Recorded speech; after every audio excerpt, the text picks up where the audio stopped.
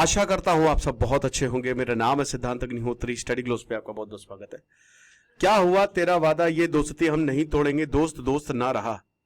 यही गाने मुझे लगता है नरेंद्र मोदी गा रहे होंगे इस समय डोनाल्ड ट्रंप से।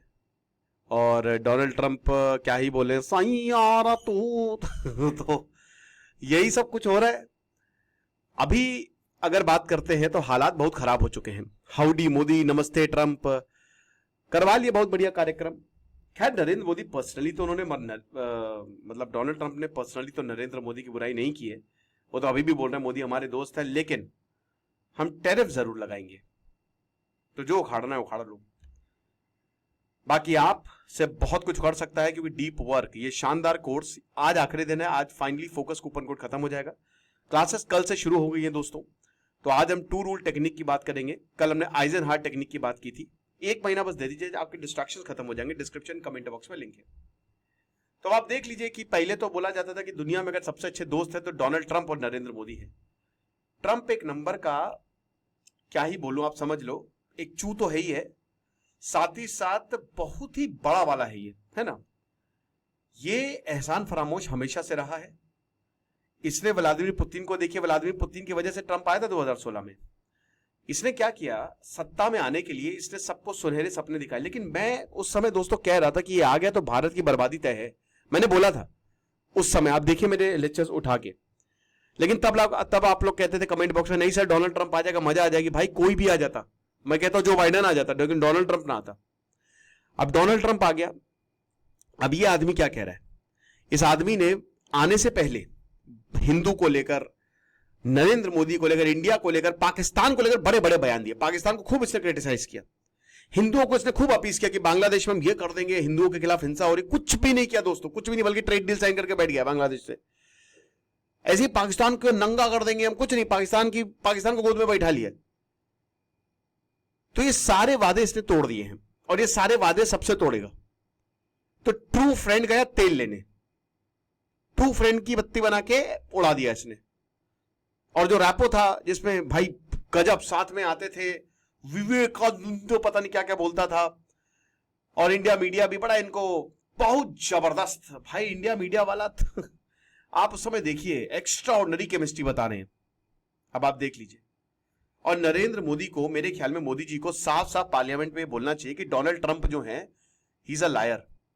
और डोनाल्ड, चलो आप इतनी बड़ी बात मत बोले, मैं कह रहा हूं कि चलो ये बड़ी बात हो जाएगी क्योंकि पर्सनल अटैक्स नहीं किए हैं। लेकिन डोनाल्ड ट्रंप ने ये बार बार नाम लेके बोला है कि मैंने मोदी जी से बात की और हमने वॉर रुकवा दिया। उन्होंने बोला ना, तो आप ये नहीं बोल सकते कि डोनाल्ड ट्रंप ने कुछ नहीं किया। ऐसा नाम लेके बोलिए ना। क्यों हम नाम नहीं ले रहे हैं, क्यों हम डर रहे हैं? बोलना चाहिए हमको। मैं इससे बिल्कुल साफ और स्पष्ट शब्दों में कहना चाहता हूं, ये सारी तस्वीरें बस तस्वीरें हैं।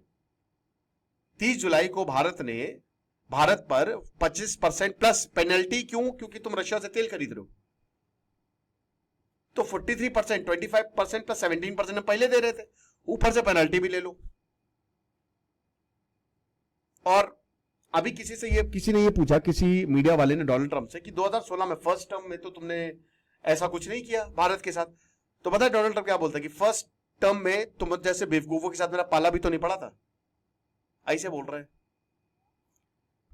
तो भारत और अमेरिका के रिलेशंस पहले, जब से भारत आजाद हुआ है, अमेरिका के साथ बहुत अच्छे रिलेशन नहीं थे। अमेरिका ने एंटी इंडिया काम किया है। लेकिन अभी हम बात करते हैं तो चीजें बेहतर हुई हैं पिछले 2 दशकों में, 9/11 के बाद। लेकिन अब खेल खत्म होता जा रहा है। डोनाल्ड ट्रंप अमेरिका और भारत के रिश्तों को, लेकिन मुझे लगता है एक बार ट्रंप जाएंगे तो चीजें फिर से पटरी पे आ जाएंगी। लेकिन जब तक ये है तब तक पता नहीं क्या कर बैठे, यू नेवर नो। अभी रशिया में 2 न्यूक्लियर सबमरीन भेज दी है, पनडुब्बियां भेज दी है। अशोक मलिक ये बताते हैं कि काफी समय लगा, लेकिन अब हिल गए हैं टाइज।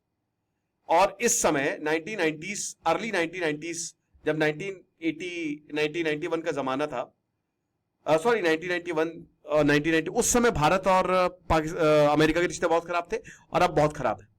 तो लोएस्ट टर्म्स पे हैं, ये चीज है। अब जब नरेंद्र मोदी डोनाल्ड ट्रंप से मिलने जा रहे थे, तब आपको पता है कि भारत ने बहुत सारे इंडियन इमाइग्रेंट्स को भारत भेज दिया था कि बेटा निकलो, तुम्हारा कोई मतलब नहीं है। 8 साढ़े 8 लाख के करीब। भारत ने जब मिलिट्री एक्शन लॉन्च किया जम्मू कश्मीर में, तब बार बार ट्रंप ने बोला कि मैंने डील करवाई। और ये अच्छा एक चीज समझो, ये कह रहे थे कि हमने भारत को बहुत अच्छी ट्रेड डील दी। कहां है बे, कहां है, किधर है, यही पूछ लो। तुम कह रहे हो कि हमने भारत को बहुत अच्छी ट्रेड डील थी, किधर है वो डील, बिग ब्यूटीफुल डील, कहीं नहीं। सब बेवकूफ बना रहे, ये पागल के बच्चे सब हमको बेवकूफ बना रहे। तो ट्रंप इस तरीके की बातें करते हैं। अब जाहिर सी बात है कि इसमें मेन रीजन तो आपका ट्रेड ही है, क्योंकि डोनाल्ड ट्रंप ने मैनिफेस्टो में यही लिखा था कि हम इसी बल पे आएंगे। भारत और अमेरिका जो है, जब से ट्रंप ने 1 अप्रैल से ये सैंक्शंस पूरी दुनिया में लागू किए हैं, टैरिफ, तो भारत तब से नेगोशिएट कर रहा है मार्च से, लेकिन प्रोग्रेस बहुत कम है। ट्रंप का जो प्रोटेक्शनिस्ट अप्रोच है वो एग्रीकल्चर और डेयरी सेक्टर में साफ दिख रहा है। नरेंद्र मोदी ऐसा नहीं कर सकते, क्योंकि देखिए फार्मिंग सेक्टर ऑलरेडी दिक्कत में है, और अगर वहां पे अमेरिका आ गया तो फिर किसानों के क्या हालात होंगे आपको पता ही है। किसान जो बिल वो नहीं आ पाया, आधी पॉपुलेशन इस पे डिपेंडेंट है। 2021 फार्मर प्रोटेस्ट, अभी भी भाई सरकार को झुकना पड़ा था किसानों के आगे, बिल वापस लेने पड़े थे, नहीं बन पाया था लॉ। तो भैया सरकार इस समय आग से खेलना बिल्कुल नहीं चाह रही है।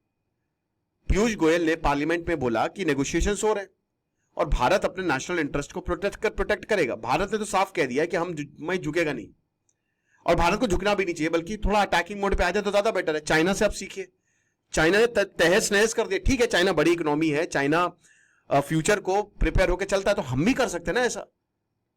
India is open to limited concessions, कि आप जो चाहते हैं एलिमेंट्स और एप्पल्स को लेकर हम आपका कोटा बढ़ा देंगे, कोई प्रॉब्लम नहीं है, लेकिन उसमें डेयरी और एग्रीकल्चर नहीं, हम नहीं कर सकते उसको कॉम्प्रोमाइज।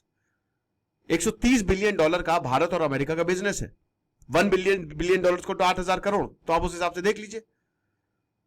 फार्मास्यूटिकल, इलेक्ट्रॉनिक्स, जेम्स, और आपको बता दो कि भारत ज्यादा बेचता है अमेरिका को, ट्रेड डेफिसिट है अमेरिका का हमारे साथ।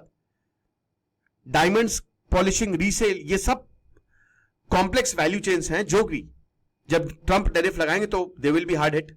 और बहुत सारी कंपनी ऑलरेडी अलग अलग रूट्स देख ही रही हैं, और पूरी दुनिया में दिक्कत है जब से ट्रंप आए हैं।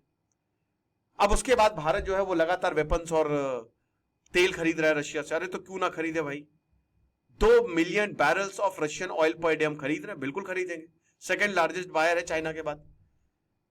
बाइडेन एडमिनिस्ट्रेशन ने प्रेशर बनाया था, यूरोपियन यूनियन ने भी बोला था कि भारत को मॉस्को से टाइज कट करने चाहिए, ठीक है, लेकिन कुछ नहीं, भारत अपना काम करता रहा। और उसके बाद कहीं ना कहीं हर कोई अपना काम कर ही रहे थे, लेकिन फिर ट्रंप आता है और ट्रंप ने बोला कि नहीं नहीं, हम इसी मुद्दे पे ही बात होगी, और इससे हम, क्योंकि जो तुम तेल और ये सब दे रहे हो तो रशिया यूक्रेन वॉर में लगा रहा है। अरे मेरे भाई, तो नेटो क्या कर रहा है? आप $65 बिलियन की एड दे रहे हो यूक्रेन को, तो वो क्या अपनी शादी में व्लादिमीर ज़ेलेंस्की लगा रहा है? नहीं लगा रहा है भाई, वो भी युद्ध में ही लगा रहा है। तो आप भी जो पैसे दे रहे हो वो भी युद्ध में लग रहे हैं। तो नेटो की अगर बात करते हैं तो नेटो कोई पीस तो चाहता नहीं है, वो तो यही चाहता है कि युद्ध हो जाए। अगर पीस चाहता होता तो रशिया से बैठ के बात करता।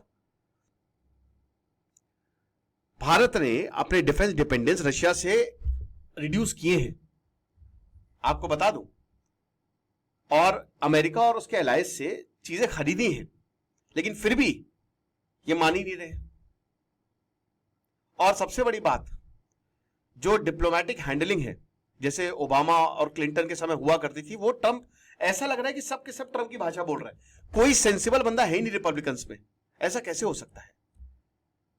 भारत एक ऐसे अमेरिका से डील कर रहा है पिछले 35 सालों में, जो स्ट्रैटेजिक एल्ट्रुइज्म, बस हमको अपना ही चाहिए और हमको किसी से लेना देना नहीं है, और दूसरों को खराब करेंगे तो ठीक है, उससे डील कर रहा है। फिर जो डिप्लोमेटिक अपॉइंटमेंट्स है उस पर कंटिन्यूटी नहीं है। ट्रंप का सेकेंड टर्म आ गया है, ठीक है, और कोई भी एम्बेसडर नहीं है जिसने इस डायलॉग को हैम्पर किया हो, किसी ने सवाल तक नहीं उठाए हैं। तो ये जो की पर्सनल का एब्सेंस है, भारत ने इस इशू को भी रेज किया है कि इसकी वजह से दिक्कतें और ज्यादा बढ़ गई हैं। तो जो भी हो, भारत और अमेरिका या फिर मोदी और ट्रंप रिलेशन खत्म हो चुके हैं, बहुत बुरी तरीके से खत्म हो चुके हैं। ट्रेड पेनाल्टीज, डिप्लोमेसी की वजह से स्ट्रैटेजिक एम्पैथी है नहीं, जियोपॉलिटिकल डाइवर्जेंस, इन सब। तो भारत को बहुत ध्यान से सोचना पड़ेगा। बाकी कोर्स का लिंक डिस्क्रिप्शन कमेंट बॉक्स में है। Thank you so much.